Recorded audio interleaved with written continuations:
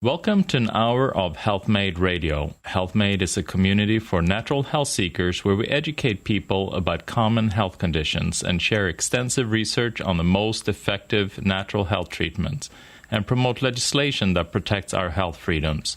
A core concept belief is in the innate intelligence and healing power of the body, and if properly supported spiritually, emotionally, and nutritionally, it can find its way back to health. HealthMade Radio will bring information from integrative health experts throughout the world. Check us out at healthmade.co. Health is what you make it. I'm Dr. Michael Karlfeldt, and I will be your host.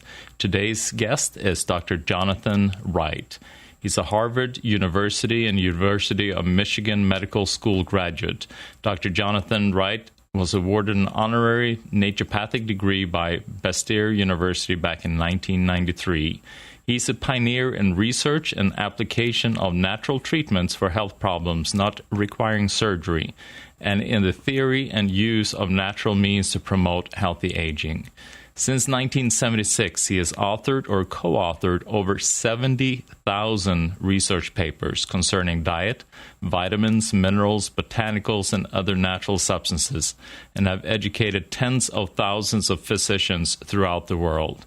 In the early 1980s, Dr. Wright was the first in the United States to prescribe comprehensive hormone replacement therapy using hormones identical to those found naturally in young humans, rather than hormones from pregnant horses and or synthesized in factories. This therapy, bioidentical hormone replacement therapy, is now used nationwide by millions. Recognized as the original developer and most experienced practitioner of bioidentical hormone replacement therapy, Dr. Wright is a sought-out lecturer educating physicians in means of maximizing efficacy and safety in bioidentical hormone use. Other accomplishments include originating successful natural treatments for eliminating of childhood asthma, developing natural treatments to stop vision loss, and improve vision in the majority of individuals with dry macular degeneration, pioneering the use of aldosterone to reverse age-related hearing loss, discovering the effects of iodine on estrogen metabolism and cobalt on steroid detoxification, and popularizing the use of natural sugar D-mannose for elimination of 85 to 90% of urinary tract infections.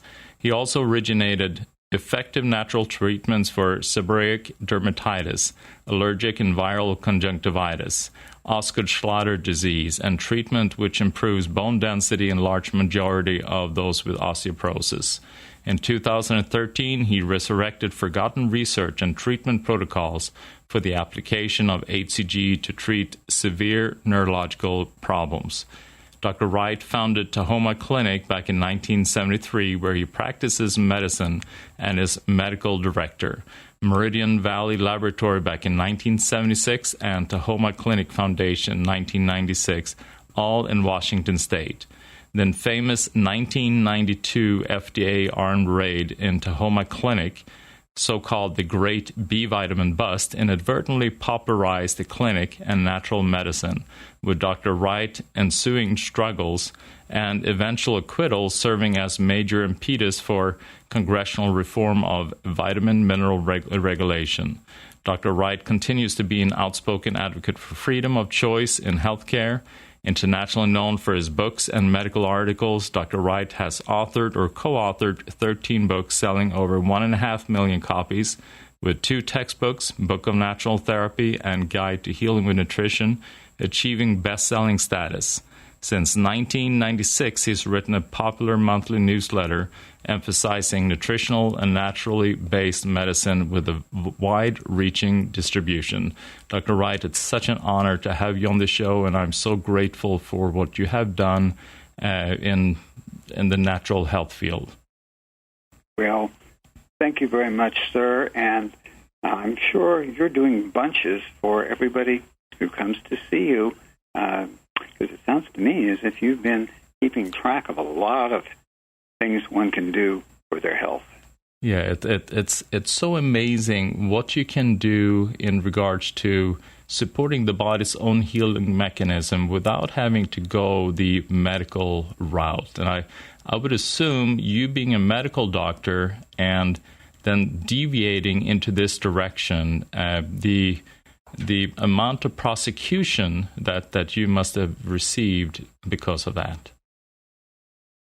Well, there has been a fair bit of that. In most states, you're probably aware that the medical boards are not at all fond of MDs who want to work with natural substances rather than patent medicines, and they frequently go after them for doing that.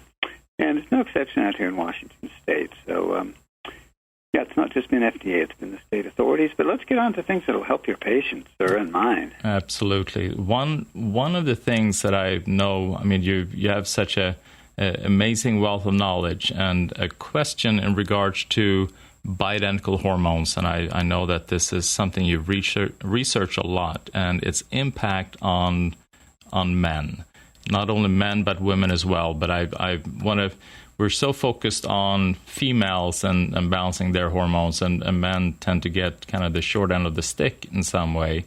And what should a man support their health using bioidentical hormones like testosterone? When they need them, they really should. Absolutely, sir. So often, men who are somewhat older and testosterone is dropping, both by nature and by the toxic environment. Just sort of parenthetically, I'm sure you tell the folks you work with that men these days have their testosterone drop a lot sooner than their great-granddaddies and great-great-granddaddies, mostly because of environmental toxicity, all the pesticides, herbicides, all the stuff we know about that messes with production of testosterone in man's body, and also toxic metals such as lead and cadmium. So if a man finds his testosterone starting to drop, the first thing to do is not go out and get supplemental testosterone, but particularly if he's in his 40s or early 50s, see if he can't revive his own, which can be done. It usually takes detoxification. One of the better ways of doing that is heavy sweating, so one can exercise and get a good number of the toxins out with repeated heavy sweating exercise. And one of the best books I know of about that is by Dr. Joseph Pizzorno, who I'm sure you're aware of, sir. He has a book on detoxification, and Pizzorno, for anybody who's interested, is Pizzorno. Just put Joseph Pizzorno detoxification book in your search engine. Anyway, what that does is it allows the body to make more testosterone if we detoxify. And then there are a number of nutrients which actually promote the formation of testosterone in the body, and one can look into that too. As you said, sir, I happen to have a newsletter. It's called Green Medicine Newsletter, and there's an article published in there about how to boost one's own testosterone, both by detoxification and by supplementation. And nice thing about that newsletter is the people who publish it also have a website, so one can enter a topic, and if it's been published in the newsletter at all, well, one is referred straight to that article, so one doesn't have to read every single article ever published to get there. But let's get on to the testosterone and why a guy should pay attention, if I might. So often, let's say now we're perhaps over 60 and testosterone isn't reviving well, we've tried, and so we want to use a testosterone supplement. And usually it's one of those that's rubbed in, so it penetrates into the system.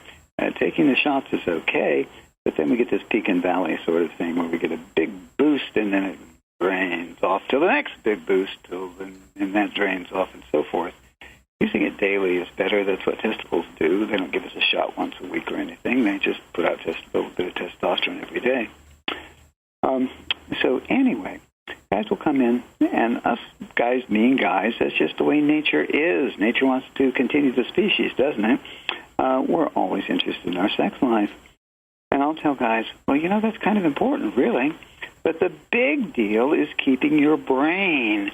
There are so many researches on the effects of testosterone on men's brains and on the effects of estrogen on women's brains. And so as not to go on forever, just to mention a very few of the research studies on testosterone in men's brain. My goodness, testosterone. The lower the testosterone, the greater the risk of Alzheimer's disease. No kidding. That's published. And it's known, at least in part, why that happens, because testosterone both slows way down the production of something called beta amyloid in the brain, which clogs up the brain and is part of what gives us Alzheimer's. But it also reduces the toxic effects of beta amyloid. And again, that's all in research papers. Even young men, when somebody did a deliberate experiment to lower their testosterone, their verbal memory wasn't as good as before. And when they quit diddling with their testosterone, so it went back up again, what do you know? Their verbal memory came out better. So testosterone really makes a difference to mental health. And that is the big deal because, again, if testosterone reduces beta amyloid, and if there's more free testosterone and less Alzheimer's disease, these are just some research titles, and we have less of a chance of getting Alzheimer's, well, of course, that's the first thing we want to do is keep our brains, because if we don't keep our brain function, guys, how are you going to remember what you did with who? And don't you want to remember that? So kind of sex life should be, well, at least secondary, maybe tertiary, but at least secondary to keeping our brains so we can remember what we did with who. Exactly. They kind of come hand in hand, those two factors. We're going to take a quick break. I'm here with Dr. Jonathan Wright. You're listening to HealthMade Radio. Welcome back to HealthMade Radio. I'm Dr. Michael Karlfeldt. I'm here with Dr. Jonathan Wright, and we're talking about the impact of testosterone on men. And one of the things, obviously, brain health is crucial. I mean, we, like you're saying, we want to know who we did what with, in addition to the sex drive. But then also you have issues. I don't know how many men that I've known in their 50s and early 60s that dropped dead just because of a heart attack all of a sudden. And what kind of impact would testosterone have in that area? Well, funny thing, sir, but it's actually the estrogen into which testosterone is made inside the blood vessels that does a lot of the protection. There we go. It's our moms and lady friends inside our blood vessels. I'm being silly. There's actually an enzyme called aromatase, which, when it works as it should in the body, is beneficial. And later on, we should talk about when it's working, when it shouldn't. But right now, the testosterone is turned into estrogen in the blood vessel walls, and it helps keep them healthy. Not just the testosterone does that. The locally produced estrogen does that too. And testosterone, of course, is a big support for muscle. And guess what? The heart's one giant muscle, isn't it? Well, giant compared to some other muscles, I suppose. And I don't know how often a person will come in who's had congestive heart failure. Well, that'll be about once every 2-3 months. But what I mean is how often they'll come in and have had their conventional medical doctor actually pay attention to the fact that testosterone would help their congestive heart failure, for gosh sakes, because it's good for that muscle there. So it's very good for cardiovascular health. It's not going to prevent all heart attacks and strokes. But, sir, I'm going to detour here just simply because there's a really, really big deal about preventing heart attack and stroke that's even more important than testosterone. I am not kidding you at all. Please do the detour, yes. I'm sure, sir, that you're very well aware of this, but your listeners may not be aware of this. Now, let me see here. Okay, how would you like to have this happen? Let's see. There's a study here done in the United States, and in it, there were 2,300 men and about 1,800 women. That's approximations now. I don't have the exact 1,813, but 1,800 women and 2,300 men. They were observed for over a 9-year period. And when I first read it, wow, how come we aren't being told this?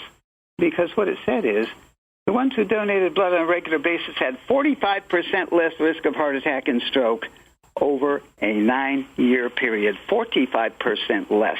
That's and incredible. You can't do that with testosterone. You can't do that well. Oh, we can't get anything close to that with statins. And then here comes another study on the same topic. This one was men only, and there were, in this case, I happen to remember the number, 2,862 men, and their ages were 42 to 60. And again, a follow-up of 9 years. And guess what? The ones who donated blood had 88% less risk of heart attack and stroke. And that is 88% less risk, folks. And this is in the medical journals. And why aren't we being told about it? We just donate blood on a routine basis. And one study says we cut our risk of heart attack and stroke, cardiovascular events they called them, by 88%. And the other study was 45%. And good grief, I'll take 45%, and I'll try for 80%. Absolutely. I guess that's the kind of result we achieved back in the old days when we were battling and getting battle wounds and losing blood that way. And that just stimulated the growth of new healthy blood. And yes. Yeah, so that's what I tell people, sir, that there also is another reason for this. And that is, and I'm going to detour just very briefly to women, menstruating women, if they don't smoke or take birth control pills, don't have heart attacks. You find one. You won't, unless they smoke or take birth control pills, which means that their blood is, in effect, less thick than men's blood. If we look at the measurements of thickness of blood and the hematocrit, it's called, all it means is the percent of red blood cells in the total blood volume. The hematocrit is one of the better indicators. It's not the totally best, but it's one of the better ones. Women in their menstrual years have significantly lower hematocrits, namely less thick blood, than men do. And it's that thickness of the blood, when it gets to a branch point in an artery, think of where the cholesterol accumulates, at the branch points of arteries. That's why you never have an arm attack or anything like that. You have a heart attack or a stroke. Anyway, when the thicker blood whams into a branch point, it creates inflammation. No kidding. And we get inflammation to branch points of arteries. And since we can't grow a callus on the inside of our arteries like we can when we're out in the garden and we grow calluses to protect our hands, what's the body do? It just pastes cholesterol over the abraded area, over the inflamed area. But if our blood continues to be thick, guys, and we don't donate blood, why? Then the abrasion just spreads and spreads, and the cholesterol spreads and spreads, and it builds up and it builds up, and now we're having a heart attack. There's a whole book on this called The Origin of Atherosclerosis. The Origin of Atherosclerosis. It's by a cardiologist who's no longer with us, and no, he did not die of a heart attack. His is Kenneth Kenzie, K-E-N-S-E-Y, Kenneth Kenzie, K-E-N-S-E-Y, and he and a physicist from Korea by the name of Young, spelled like Young, and Cho, C-H-O, give us all the details on what really starts the atherosclerotic process, and it's simply thick blood. Now, that's why after a woman has menopause, whenever that is, by age 65, women are having just as many heart attacks and strokes as men are. Guess what? They stopped donating blood. Of course, they weren't exactly donating blood, but at least they were keeping their blood thinner by having menses. And men don't do that. And you're absolutely right, Dr. Karlfeldt. That's a lot of what guys going out and battling and bleeding did for them. It helped them reduce the risk of heart attack and stroke if they survived the battle. Yeah. So I mean, pointing to the the fallacy of it, cholesterol is the big issue, which you hear again and again, and I don't know whether they even try to measure that. It all has to do with the inflammatory conditions. All has to do with the thickness of the blood, like you're mentioning, and coming back to that. The thickness when it whams into that branch point, because if it's going. Imagine a river coming down a mountain straight. It's not going to erode the banks of that river if it's coming straight down the mountain, is it? But if it whams into an island at the bottom, wow, does that really stir up a lot of dirt and basically erode away the island? That's exactly what's happening with a man's thick blood when it comes to, for example, the branch point in the carotid arteries or any of the branch points in the heart. It's causing inflammation unless he thins his blood out by going down to the blood bank. Yeah. So it's one of the very few things where you can do yourself some good, folks, and you can do everybody else some good, too. That's better than any politician ever promised. See, you're right there. You saved, I don't know how many billions of dollars in healthcare. Yes, absolutely. Yeah, exactly. And we're saving other people's life at the same time. What could be better? Yeah, absolutely. So in regards to then to going back to testosterone, in regards it then supports the heart based upon its conversion to estrogen within the blood vessels, and so it helps it in that fashion. And yes, sir, as well as keeping that heart muscle strong. Yeah, exactly. Because, like you mentioned, every muscle, requires some testosterone, and heart is one of the hardest working muscles that we got. And same with the brain. I mean, that one is a hard working component. So, what other benefits could then testosterone have? Does it have, obviously bone? What else can we see in regards to testosterone? Why should they take it? You just mentioned it a few sentences back when you mentioned heart muscle. Why are there, among people in their 90s, many, many more women hobbling around on canes than men? Now, yes, men don't live as long as women, so there's less of us in our 90s, but not so many of us need canes. It's called muscle mass, and ladies have a little bit of testosterone, and if they do their own bioidentical hormones, they make sure to include some. They're not going to lose their muscle mass. But getting back to guys, it helps us maintain the muscle mass all over the body, not just in the heart, but any place there's a muscle, it helps us to maintain it. So that's another very, very important thing for guys to keep in mind if we're going to stay strong and capable until whenever it is it's time to leave. We need that testosterone. Wonderful. We're going to take a quick break. I'm here with Dr. Jonathan Wright, one of the trailblazers in the natural medicine field. We'll be back in just a moment. Welcome back to HealthMade Radio. I'm Dr. Michael Karlfeldt. I'm here with Dr. Jonathan Wright. So for a man that then starting to be suspicious about that they may need testosterone, what are some of the best steps that they should take? Should they first evaluate their nutritional content? And you mentioned it's good to do a detox. I mean, where should they start? Should they do a blood test? Should they saliva test, urine test? I mean, there's so many different ways to evaluate things. Well, men have it easier than ladies because the blood test that checks both the total and the free testosterone, as I'm sure you tell all your patients, is quite accurate in men, whereas for women, we can't even get some of the free estrogens measured in blood, and so we have to have them collect a urine specimen to find those free estrogens. And the free part of the hormone, DHEA-free on purpose, is the one that does all the work. The other part is bound onto hormone-binding globulin, it's called, and it's just kind of going around the bloodstream, not doing much of anything until we can free some of it up, and that is possible too. So anyway, a guy should have his testosterone total and his testosterone free measured. I've certainly, and I'm sure you have too, Dr. Karlfeldt, run into men who have enough total testosterone, but they're just not freeing up enough of it for the free fraction, and the free fraction, remember, is the one that does the work. So get that test done, and if the free fraction, if the total is okay, hooray! Then all we got to do is get that free fraction going, and that free fraction can be activated, oddly enough, with one of the minerals called boron, usually 9 or 10 milligrams of boron a day, and that's way below the toxic level for that. And then there's some botanicals that help with freeing up the testosterone too. And now there's a really good book. I always defer to people who know them more than I do, and there's a bunch of those. But this really good book is called The Natural Testosterone Plan. It's a paperback, and it's by a Stephen Buhner, Buhner.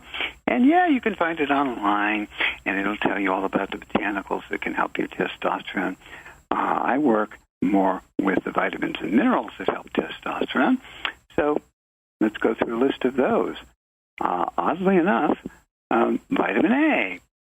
Deficiency leads to atrophy of the accessory sex organs. That's just a quote from one of the many, many papers. Oddly enough, vitamin K, the MK4 fraction.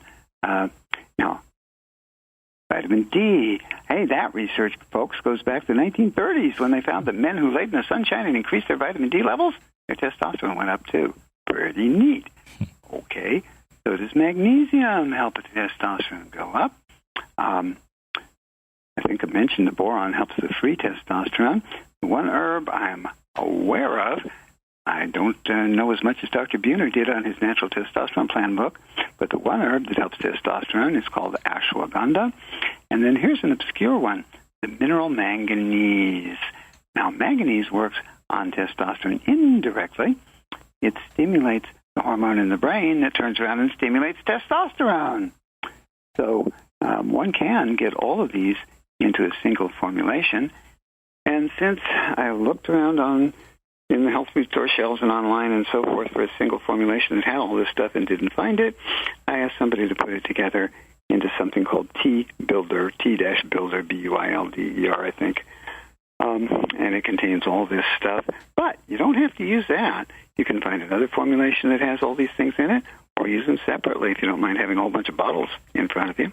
A lot of things will boost the testosterone if it can be boosted. Now, remember, it can't always be boosted. Now, I don't know how much time we have left, sir, but I do want to mention a couple of other things, please. And that is that testosterone has pro- and anti-carcinogenic metabolites. No kidding. Just like estrogen. Some of the estrogens are anti-carcinogenic strictly, and some of them can be pro-carcinogenic strictly, and then there's one of them that can go either way, as it were.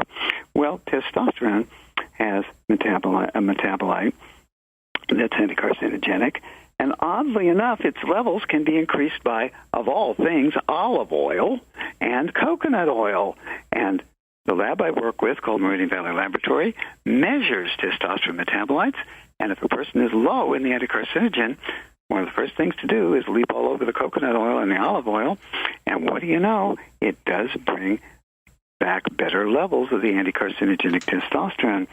So one of the things I'm a little bothered by in ordinary testosterone therapy is very few of the clinics who do it actually bother to measure the anti-testosterone metabolites.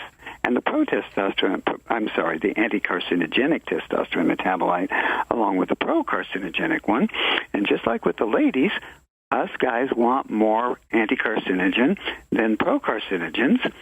And there's a blood test been on the market for, good grief, about 8-10 years now. That it's just called the testosterone metabolites test. One can look it up online. And if one's metabolites are balanced away from cancer, then fine. You don't need to do anything further. You got a good balance. But if you're balanced more towards testosterone-related cancer, then there's definitely a couple of very simple things to do. They're called coconut oil and olive oil. And if those don't work, your doctor who's skilled and knowledgeable in natural medicine can tell you about a couple of other things that happen to work.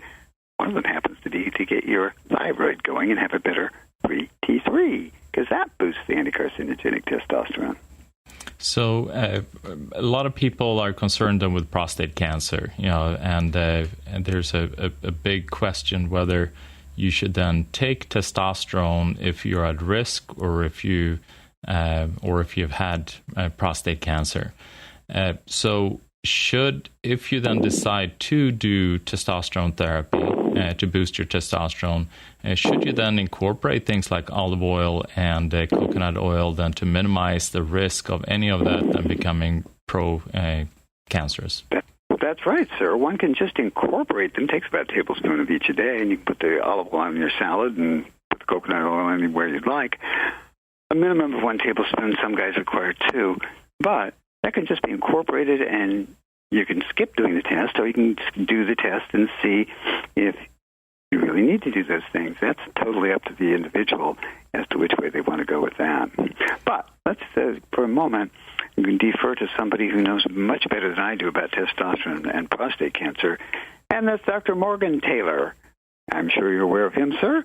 He's been around for a while, has books out about testosterone not causing prostate cancer all by itself. And by the way, naturopathic physicians have pointed out for years that if testosterone were the sole cause of prostate cancer, then how come all the guys in their 20s with the highest testosterone that they're ever going to have in their whole lives naturally don't get bunches of prostate cancer? They don't, do they?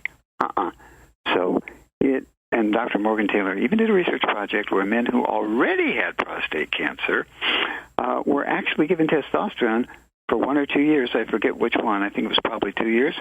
And you know what? It didn't aggravate their prostate cancer. So testosterone is not the major or sole cause of prostate cancer. There's a number of other things. For example, the 3 minerals that are most prostate protective against cancer are zinc, selenium, and here we go again, but boron. And if a guy's low on either of those, he may be having more problems with the prostate than he wants to have. That's one of the reasons to work with a doc, and they're usually naturopathic physicians who are skilled and knowledgeable about natural medicine. And if you're going to use testosterone, please, guys, do that. And I believe also in that study that they didn't actually some of the PSA numbers actually decrease with the use of testosterone? Yes, not greatly, but somewhat. And that's a surprise, too, isn't it? You'd think they'd go up, but monitoring is always a good idea, monitoring those PSAs. Absolutely. And also something that was very fascinating to me is your research in regards to HCG and neurological problems. What can you tell me a little bit more about that? I mean, what kind of neurological problems are we looking at? Are we looking at Parkinson's, MS, vasculitis? What are we looking at? Well, I come up with an original idea every once in a while, like we always do. But I'm a dreadfully good copycat. And when I read research that tells us that 2 men who were paraplegic, and one had no sensation from the neck down, in addition to being paraplegic, when I read that research that they were up walking with crutches within a few months with the use of large doses of HCG, wow, did that catch my attention? And so I just copycat that research. It was published in 1980, and that's exactly what they did after first doing some animal experiments. And get this now, Dr. Karlfeldt, cutting poor rats' spinal cords in half. No kidding. And so these poor rats, they couldn't walk. They had no bowel and bladder control. There were 24 of them. 12 of them got HCG shots. 12 of them didn't.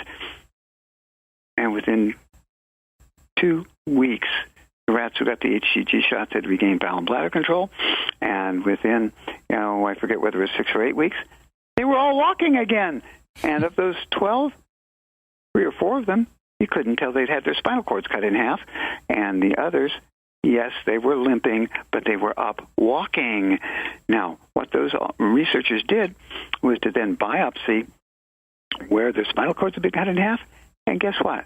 They were growing a bunch of new neurons across their spinal cords. What HCG is best for in this circumstance is for rebuilding damaged and cut neurons from trauma.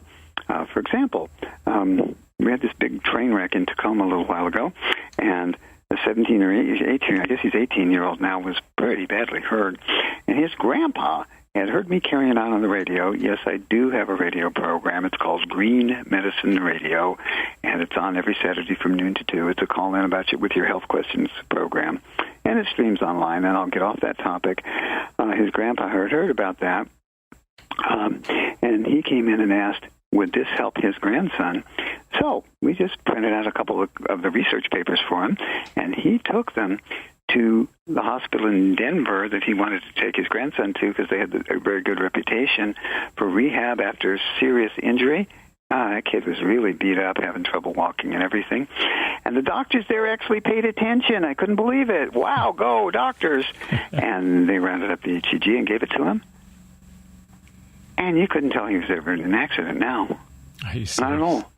It helps folks who have damaged nerves to regrow nerves. It's just terrific. And the doc who came up with that and published it in 1980 said he got the idea because he had read or noticed, or I don't know where he got the information, but when the human fetal nervous system, when you're gestating inside a mom, when it starts to develop, the HCG levels start to rise. And what do you know? They continue to rise until the fetal nervous system is fully formed, and then they drop back off again to baseline. Isn't that something? He made that observation, and he thought, gee, maybe he could regenerate the nervous system in rats and then in humans, and it all works. Now, you do need to use a large dose of HCG, and unfortunately, the people who regulate things, quote-unquote, who know a hell of a lot less about them than the people who use them do, they have put so many restrictions on compounding pharmacies and the manufacture of things such as HCG, or I should say the preparation of things such as HCG, that the price has gone up and up. But, if you're that badly damaged, it's probably worth it.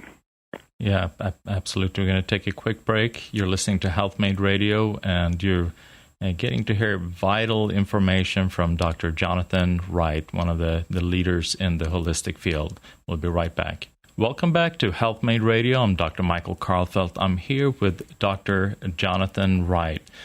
So I'm curious, when we're mentioning the HCG, what kind of dosing were they using? I mean, and how does that compare to the dosing? Because we all heard about the HCG diet and people injecting themselves with HCG with a 500-calorie diet. Are we talking much higher, sir. In the paraplegic guys, they started out, and I'm not kidding at all, with 10,000 units a day for the first week. Then they went to every other day. And then they settled down to twice a week at 10,000 units. So it's a big bunch of HCG. Now, the stuff is pricey, and so with the exception of this 17-year-old who was in the train wreck, with the exception, I'll usually have people start with half that and see if we get anywhere, and if we do, then we don't have to go clear up to 10,000 and have it cost so much. But if we don't, then we go up there. In international units, it's called of HCG. Yeah. And what have, in addition to this boy, I mean, with the ones that you started slower, have you seen similar results again and again? No, that's been a 50-50. Some of them we have to go up to 10,000, roughly half, and the others we can stay at 5,000 and just use it. For example, 5,000 for 2 weeks rather than 1 week, and then start to taper, and don't taper as rapidly if we're using lower doses. But it's been about a 50-50, sir. And then once you have completed the regained the function, neurons have regrown, which is incredible. They don't need to keep supplementing with the HCG, just like a fetus. Once you've had that boost of HCG, then it's done. You're right, sir. But let's complete the circle here. Someone published between the year 2000 and 2010, and I can't remember. As you pointed out at the beginning of the program, I read all kinds of research studies. I didn't write all 70,000, but I certainly did read the abstracts of all of them and then read the whole thing when I was interested. Anyway, what they found was that HCG stimulates the very same receptor that's stimulated by a hormone called LH from the brain. And guess what LH does? It raises testosterone. So HCG can, if a person's brain isn't doing too well making LH, it can raise your testosterone for you. And there's actually research out there where somebody had a genetic defect his brain didn't make this LH stuff. And so obviously his wife was having a problem getting pregnant, and he was having a problem helping her do that. And what do you know? They gave him HCG shots, and the whole thing worked out, sir. He was missing that LH from the brain. Now, getting back to the LH from the brain, the mineral that stimulates the LH, which in turn stimulates the testosterone, is manganese. But HCG does it all by itself without needing to have any stimulation from the brain. That's incredible. And also I've interviewed Dr. Stephanie Seneff in regards to the impact of GMO and glyphosates. And one of the big issues, in addition to glycine, was manganese and the depletion of manganese, with all the GMO that we're exposed to. So then you can then see the trickle-down impact of this deficiency in your hormonal system and your cardiovascular system and so forth. Yes, sir. That's right.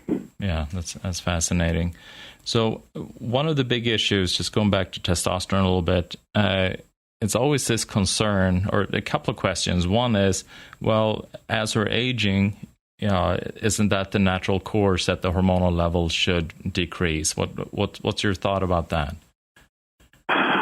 Well, it is normal being dead also. But what we'd all like to do is live as long and healthy as we can until that time comes. And we have a much, much better chance of doing that for guys with testosterone and ladies who have a more complex set of hormones with their estrogen and progesterone. We have a much, much better chance of living healthier longer, or someone coined the term health span, which just means how long can we stay healthy. Our health span is going to be longer and healthier if we take care of ourselves with the bioidentical hormones. Just for example, somebody published fairly recently that the earlier a woman has menopause, the more likely she is to have cognitive decline because she's going longer without her estrogen. That's why. Yeah, absolutely. And then, so it is not working against nature to copy nature. That's one of my favorite slogans. If we copy nature as closely as we can, we're least likely to get into trouble. So if we just copy, not super abundant amounts of estrogen, testosterone, but just the same levels that we had when we were, let's say, in our 30s or 40s, in the same rhythm, the same amounts, gotten into the body in the same way, which means don't swallow the stuff because it all goes into the intestine and lands in your liver, and the liver doesn't know what to do with all that much hormone. And with estrogens, it can actually cause blood clots and stuff. So it always should be rubbed in, and it should be rubbed into a surface that absorbs those hormones, and those are the mucous membranes.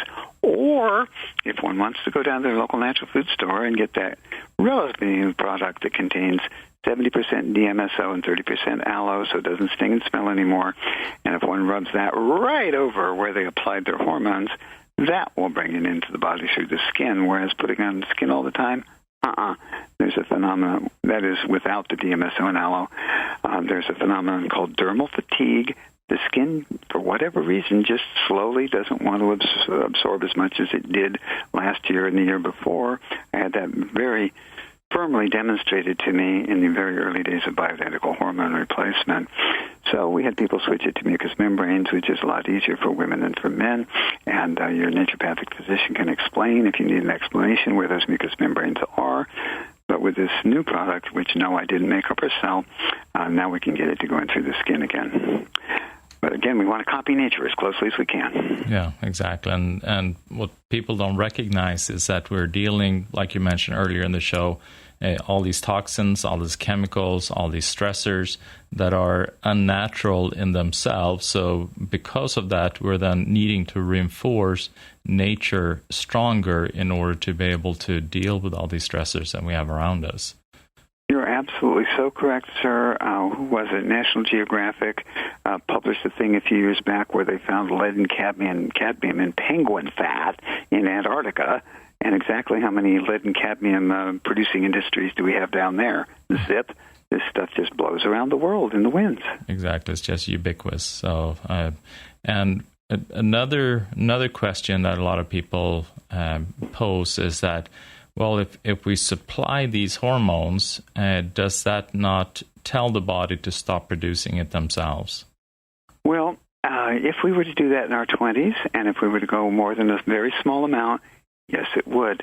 But the older we get, well, for women, it's obvious. Bang, menopause, or practically bang, menopause. And her ovaries aren't going to do it anymore. Sorry about that. So let's get back to the guys and testosterone. Guys' testicles do last at producing hormones somewhat longer, but sooner or later they give it up. And if you're working with a doc who knows what they're doing with testosterone replacement, they'll know that a very small dose won't suppress you, and you can see how you feel like with that. And they can tell you about detoxifying and getting your own testosterone levels back up. And when that finally fails, which it always does, guys, and some of us, it fails given all the environmental toxicity that we can't get 100% out of us. Some of us, it fails in the 60s now, but by the time a guy gets to be 80, I'm sorry, his testicles just... I know Charlie Chaplin had a kid when he was 81, but he was a little unusual.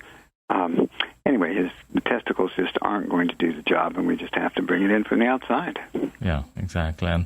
And you have, when you're looking then at the free testosterone and the total testosterone, you look at the lab results. It's such a wide range that is a accepted range. I mean, what for a person to be at an optimal level, what number should you look for? Okay, two things. One, just for the testosterone ranges, we want to be at least at median, halfway between the low point and the high point. And being above median, yeah, that's good too. But for some of us guys, if we get too close to the upper end of the normal range, it actually promotes the formation of more red blood cells, And what do you know? Our blood gets thicker, and it can give us trouble. And there we're back to blood donation to prevent that from happening. But be aware that if you want your testosterone above median, you not only better recheck your own testosterone and total testosterone and free testosterone, you better check your complete blood count and your naturopathic doc or even a regular MD who's seen the light and works with this stuff in a natural way can help you do that and can help safeguard so that you don't take too much and get your blood too thick. Wonderful. Well, Dr. Wright, it's been such an honor to have you on the show, and I truly appreciate everything that you do in your field. You brought so many things into the world that people now take for granted, like D-mannose, for instance. And I remember chatting with you in your clinic about folic acid, how you're one of the promoters for that during pregnancy. And yes, I really appreciate everything that you've done. So thank you so much for being on the show with me today. Very, very kind words, sir. Thank you very much. But like I say, what we both do is we copy nature. And the more we copy nature, the healthier we're going to be. Wonderful. Well, that is it for today. You're listening to HealthMade Radio. Health is what you make it. Remember, check us out at healthmade.co.